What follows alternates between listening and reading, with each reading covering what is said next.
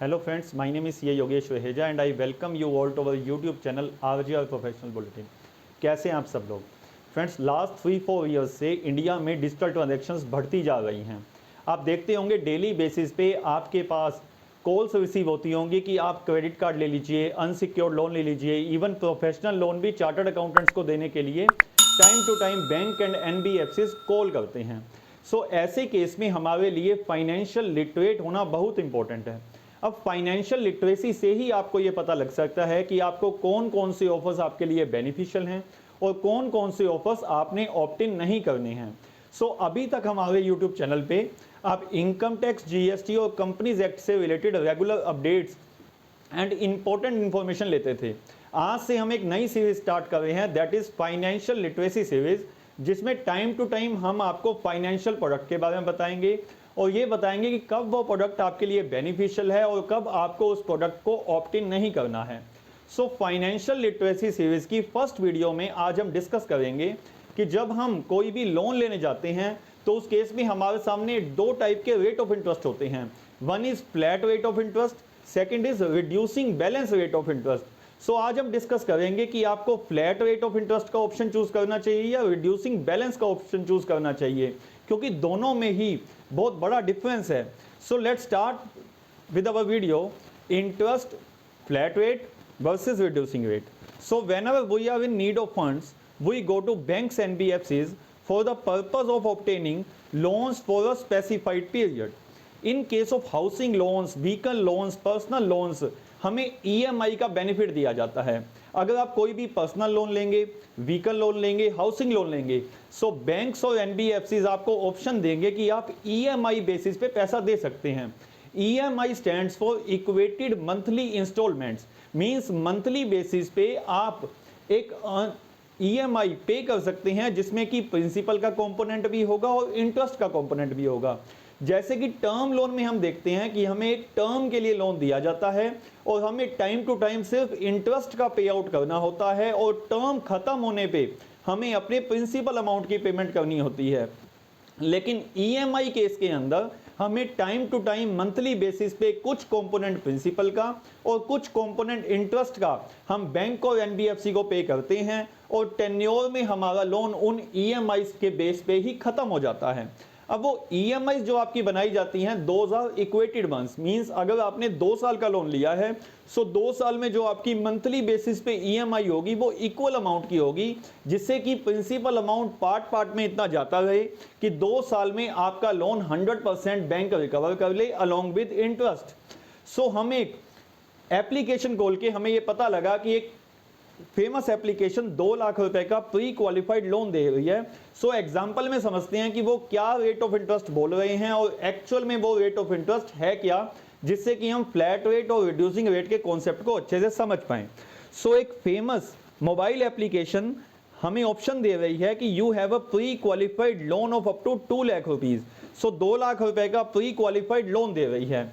अब जो person chartered accountants हैं या फाइनेंशियल लिटरेट हैं, सो वो सोचेंगे कि 2 लाख का लोन मिल रहा है तो हमें ये देखना चाहिए कि इस केस के अंदर मेरे फाइनेंशियल एक्सपेंसेस क्या आने हैं। लेकिन एक मिडिल क्लास पर्सन या फिर एक स्मॉल साइज बिजनेस जब उसे फंड्स की नीड होती है और वो अपनी एप्लीकेशन ओपन करता है और उसमें देखता है कि 2 लाख रुपए का उसको लोन मिल रहा है और आज उसको इमीडिएट नीड ऑफ फंड है, सो वो जल्दी से अप्लाई नाउ पे क्लिक करके पेमेंट अपने बैंक अकाउंट में ले लेता है और उसे अनॉर्मस इंटरेस्ट रेट पे करना पड़ता है। देखते हैं अपने एग्जांपल में। सो इस एप्लीकेशन ने बोला कि हम 2 लाख रुपए तक का आपको प्री क्वालिफाइड लोन दे रहे हैं, मींस आप अप्लाई करोगे आपके पास पेमेंट बैंक अकाउंट में आ जाएगी। सो बोला गया 2 लाख रुपए का अमाउंट है, लेकिन आपको अमाउंट मिलेगा 1,90,560, मींस की 9,440 रुपीज की प्रोसेसिंग फीस अपफ्रंट बेसिस पे वो मोबाइल एप्लीकेशन आपसे चार्ज कर लेगी और आपके अकाउंट में पेमेंट देगी 1,90,560 रुपए, मींस 9440 रुपए तो आपके आज ही कट जाएंगे। अमाउंट यू पे मींस आपको 365 डेज के टेन्योर में जो टोटल अमाउंट पे करना है वो करना है 2,37,250 रुपए, मींस वो आपकी डेली बेसिस पे इंस्टॉलमेंट जो हम EMI की बात कर रहे थे इक्वेटेड मंथली इंस्टॉलमेंट की, वो उस केस में डेली बेसिस की इंस्टॉलमेंट आपको 650 रुपए की बना के दे देगी और 365 दिन के लिए आपको 650 रुपए रोज उस एप्लीकेशन को देने हैं, मींस उस कंपनी को देने हैं, और आपका लोन क्लियर हो जाएगा। सो बोला क्या जाता है कि 1,90,560 रुपए हम आपको दे रहे हैं, बदले में आपने 2,37,250 रुपए हमें वापसी देने हैं। इट मींस आपने ओनली 47,000 रुपए का ही ब्याज देना है 1 साल के अंदर। लेकिन ये एक्चुअलिटी नहीं है। एक्चुअलिटी में अभी हम आते हैं कि क्या है, यहां पे जो एप्लीकेशन है, जो कंपनी है, वो हमें बोल रही है कि वो इंटरेस्ट रेट चार्ज कर रही है 1.53%। इट मींस 1.5 रुपया सैकड़े के हिसाब से मंथली बेसिस पे 1.5 रुपया 100 रुपीज पे वो चार्ज कर रही है। उस बेसिस पे वो 650 रुपए आपसे ले रही है। जब हमने शॉर्ट डिटेल्स में जाके इसकी डिटेल्स देखी तो हमें पता लगा कि जो 2 लाख का अमाउंट है, जो कि 1,90,560 हमारे बैंक अकाउंट में आज क्रेडिट किया जाएगा, उसमें जो 9,440 रुपीज काटे जा रहे हैं, दैट इज 4% प्रोसेसिंग फीस। इसमें इट मींस 2 लाख के लोन पे आपको 4% की प्लस जीएसटी की प्रोसेसिंग फीस आपको पे करनी पड़ रही है, दैट इज 9,440 रुपीज। सो आपके अकाउंट में जो अमाउंट आ रहा है वो आ रहा है 1,90,560 और आपको 1.53% पर मंथ के हिसाब से 2,37,250 देने पड़ रहे हैं। इट मींस आप अगर कैलकुलेट करेंगे फ्लैट रेट के हिसाब से तो ये रेट निकल के आता है 1.53%। इट मींस आपने लोन आज लिया, आप 650 रुपए की पेमेंट डेली बेसिस पे कर रहे हैं, लेकिन आपको फर्स्ट डे भी और 365th डे भी आपका जो इंटरेस्ट कंप्यूट हो रहा है वो 2 लाख रुपए पे ही हो रहा है। सो आप यहां देखेंगे डेली इंस्टॉलमेंट है 650 रुपए की, टेन्योर है 365 का डेज का। सो नोट में वो एप्लीकेशन, वो कंपनी लिखती है calculating on annualised interest rate of 35% on reducing balance. पहले उन्होंने लिखा 1.53% पर मंथ। जो कोई भी पर्सन देख के यही सोचेगा कि 18% पर एनम का इंटरेस्ट है, लेकिन एप्लीकेशन ने स्टार मार्क करके फुटनोट के अंदर क्या लिख दिया कि जो रिड्यूसिंग बैलेंस का रेट बनता है दैट इज 35%। इट मींस जो 18% का फ्लैट रेट आपको बोला गया था दैट इज 35% का रिड्यूसिंग बैलेंस का रेट। सो आप देख सकते हैं कि आपको जब भी लोन लेना है तो आपने फ्लैट रेट के बेस पे लोन नहीं लेना है।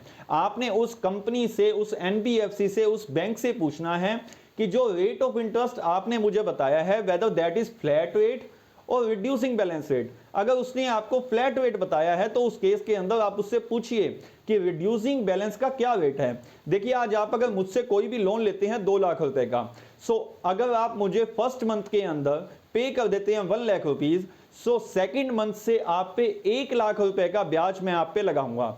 लेकिन फ्लैट रेट में क्या होता है, अगर आप पहले महीने में 1 लाख रुपए पे भी कर देते हैं तो भी सेकंड मंथ में जो आप पे इंटरेस्ट लगाया जाता है वो प्रिंसिपल अमाउंट टेकन मींस कि 2 लाख रुपए का ही ब्याज लगाया जाता है। यही डिफरेंस है फ्लैट और रिड्यूसिंग रेट का। जो फ्लैट रेट 18% है वो रिड्यूसिंग बैलेंस का रेट 35%। इट मींस 1.5 रुपए सैकड़ा नहीं, आपको 3 रुपए सैकड़े के हिसाब से पेमेंट मिल रही है।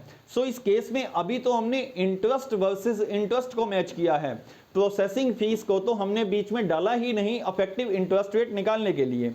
So how small business thing, we are getting a loan of 2 lakh rupees and we need to pay only 650 per day up to 365 days, means the total payment needs to be made is rupees 237,250।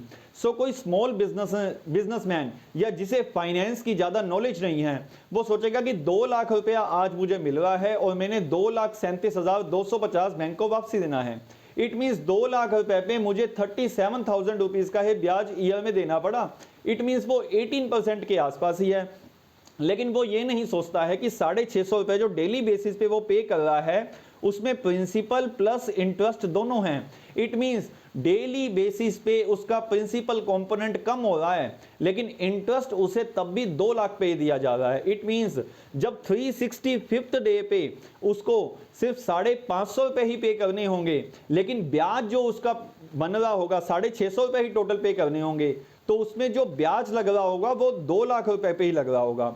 So actually what they are not actually looking into, so processing fees of rupees 9,440 which alone is actually approx 5% of the annual loan amount. अगर आप सिर्फ processing fees को ही देखेंगे तो 2 लाख में से 5% का amount एक साल का तो आप पहले ही दे आए हैं उनको, मींस कि 9440 का अमाउंट तो अप फ्रंट आपके 2 लाख में से उन्होंने काट लिया है। ये वही बात होगी कि बैंक ने आपको 2 लाख रुपए दिए और सेम डे पे 10,000 रुपए का डेबिट आपके बैंक अकाउंट से लगा दिया।